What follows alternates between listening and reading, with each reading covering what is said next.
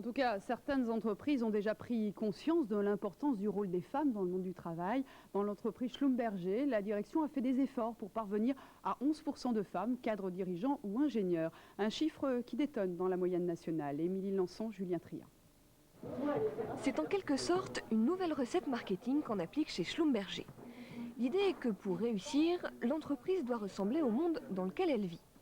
Ici, on trouve plus de 100 nationalités différentes et un tiers des salariés sont des femmes. Ce n'est pas encore la parité, mais on y travaille. Une personne est même spécifiquement chargée des carrières des femmes dans l'entreprise.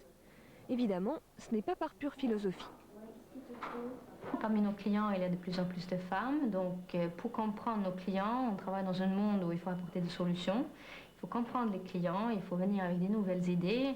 Et encore une fois, là-dedans, les hommes et les femmes sont complémentaires. Donc ça fait partie d'une stratégie d'affaires. D'origine allemande, Heike a 30 ans.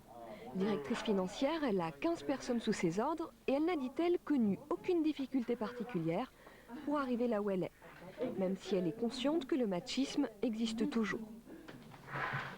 Bon, on voulait parler du budget aujourd'hui.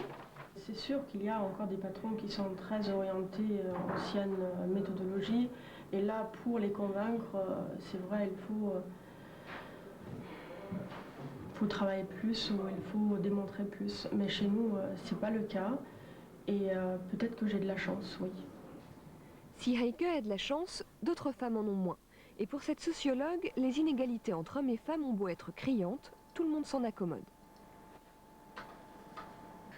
Les écarts de salaire, par exemple, ils sont de 27% aujourd'hui, tout compris. Ils étaient de 36% dans les années 50. Donc faites un petit calcul, à ce rythme-là, il nous faudrait plus d'un siècle pour arriver à l'égalité, ce qui est quand même énorme.